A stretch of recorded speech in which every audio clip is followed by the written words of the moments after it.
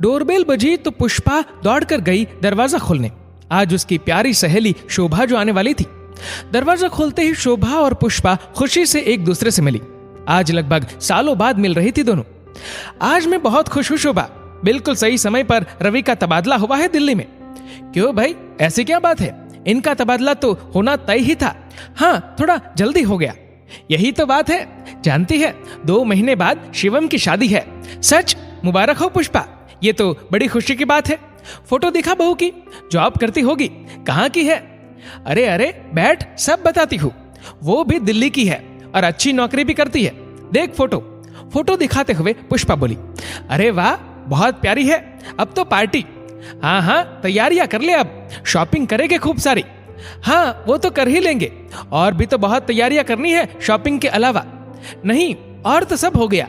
गहने कपड़े सब खरीद लिए बहू के लिए। अब तो बीच में बात काटते हुए शोभा ने कहा, अरे पगली, सिर्फ खरीदारी ही नहीं करनी है, तुझे अपने आप को और परिवार के लोगों को भी तैयार करना है बहू के अनोखे स्वागत के लिए।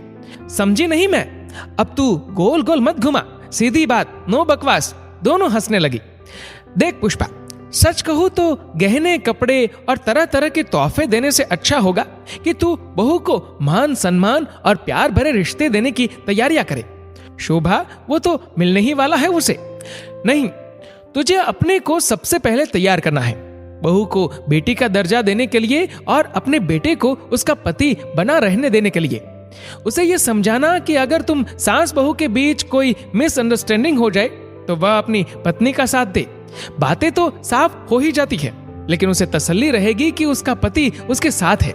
लेकिन ऐसे तो उसकी हिम्मत बढ़ती जाएगी ना। अरे बाद में प्यार से समझा दो। छोटी मोटी बातें होती है, लेकिन आपसी समझ पड़ेगी और वह हमेशा खुश रहेगी। और क्या क्या करूं, तू ही बता दे। इतनी काम की बातें और कौन बताएगा भला मुझे? अच्छा देख, किसी बात के लिए टोकना मत उसे। ये तो सोचा ही हुआ है।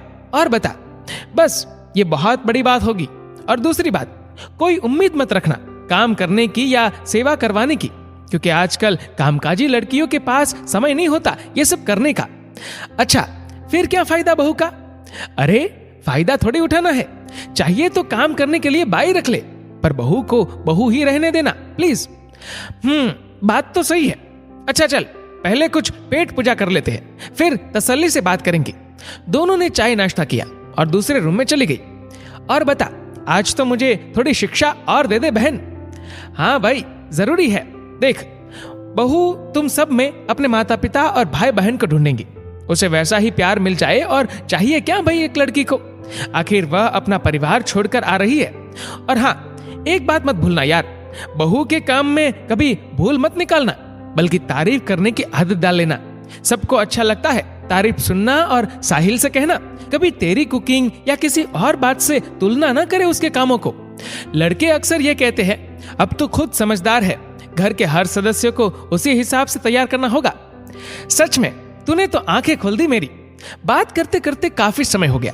अब चलो पुष्पा, फोन पर बात करेंगे। मन तो नहीं चाह रहा कि तू जाए, पर ठीक है, फिर मिलते हैं। शोभा तो चली गई, लेकिन पुष्पा को सोच में डाल गई। सही सलाह दी शोभा ने। मैंने तो इस तैयारी की बात सोची तक नहीं थी। आज से ही क्लास लगाती हूँ सबकी।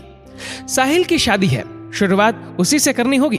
उसे सिखाना होगा कि बहू से कभी ऊंची आवाज में बात भी की तो ठीक नहीं होगा। उसे प्यार और इज्जत देनी होगी, और काम में हाथ भी बटाना होगा। मान्या को भी भाभी की मदद की बात सीखनी होगी। भाभी घर की बहू होगी, कोई नौकरानी नहीं। और हाँ, मान्या बराबर की है, मिलकर रहे और साथ घूमे फिरे भी, काम भी करे। पति को भी अब अपनी बात बात पर टोकने की आदत छोड़नी होगी। अब तो बस 2 महीने यही तैयारियां करनी है। शॉपिंग तो हो जाएगी, लेकिन यह तैयारी उससे बहुत ज्यादा जरूरी है।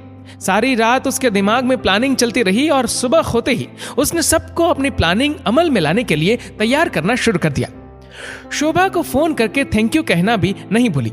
आखिर वह न बताती तो अपनी प्यारी बहू के स्वागत की ये अनोखी तैयारियां कैसे करती मैं। दोस्तों, आपकी इस वीडियो के बारे में क्या राय है, नीचे कमेंट करके जरूर बताएगा। और अगर आपको वीडियो अच्छा लगा हो तो इस वीडियो को लाइक करेगा, शेयर करेगा, और ऐसे ही और भी इंस्पिरेशनल वीडियोस के लिए सब्सक्राइब करें हमारे यूट्यूब चैनल को, और फेसबुक पर फॉलो करें हमारे पेज को। धन्यवाद।